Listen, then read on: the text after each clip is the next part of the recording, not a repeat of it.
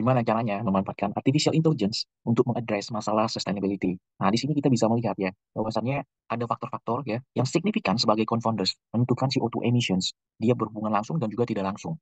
Dan dengan menemukan variable vehicles ya, dia sebagai confounders, maka kita bisa mendesain ya policy kebijakan itu lebih tepat sasaran, lebih efektif, lebih efisien ya dibandingkan kalau kita salah dalam menentukan ya instrumen policy-nya. Dan ini dijalankan dengan GPT AI, artificial intelligence ya. Baru aja nih saya coba terus ya untuk mengoptimalkan prompt-nya ya. Jadi menggunakan dataset uh, real yang ada di Kanada ya, data dari jumlah kendaraan teman-teman. Nah, ini data-data yang ada di Excel kayak gini, ya kan? Nah, data-data di Excel kayak gini kita running ya, sehingga kita bisa membaca pattern ya dari ribuan data ya, jenis kendaraan dan juga emisinya.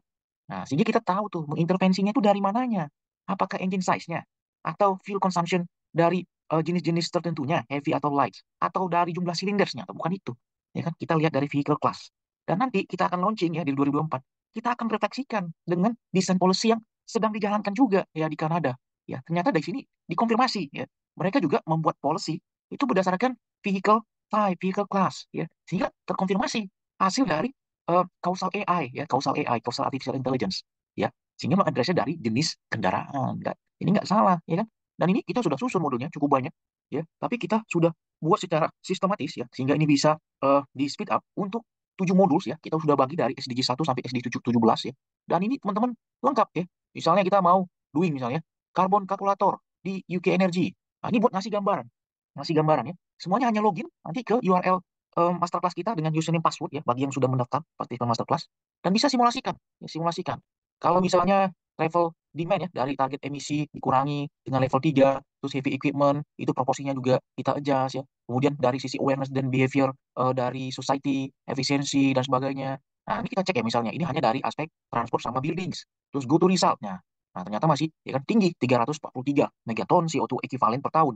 Terus gimana caranya? Kita tingkatkan juga dong dari aspek ya industri carbon capture storage ya, dan juga ya itu kita mendiversifikasi suplai energi dengan hidrogen yang dia sangat ramah dengan lingkungan ya, bahkan dengan menggunakan zero carbon emission ya, menggunakan nuklir. Di sini ada wind power, ada solar ya kan. Nah, di UK sangat tinggi ya, solar sama wind power udah lumayan. Terus ada forestry juga untuk menyerap absorpsi karbon ya, dan juga biofuel, bioenergi, dan kita running. Nah, turun nih kan dari 200-an something ya kan, less than 60. Ya, kayak gitu. Sehingga dapat nih awareness-nya untuk mendesain strategi bagi yang di perusahaan maupun juga mendesain policy bagi yang bekerja di pemerintahan ya kan. Terus kita juga tambahkan di learning experience banyak banget. Banyak banget nih. Kita akan jalankan langsung nanti ya prompt optimization langsung dari ahlinya yang belajar artificial intelligence, data science ya, dan juga menjalankan berbagai project di perusahaan.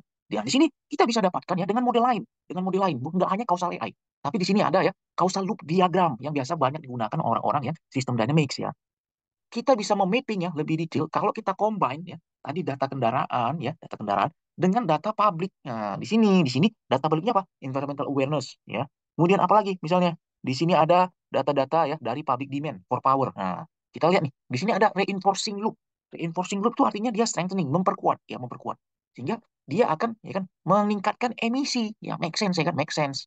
Kalau misalnya demand ya terhadap electricity dan power yang lain itu meningkat, dan sebagian besar juga masih disuplai dari fossil fuels ya, atau juga dari yang cleaner tapi masih menghasilkan karbon, maka emisinya ya tentunya akan meningkat kayak gitu. Nah, di sisi lain ada juga yang balancing loop. Ya, balancing loop artinya apa? Ya, dia menurunkan emisi, membalance ya, membalance. Nah, di sini apa?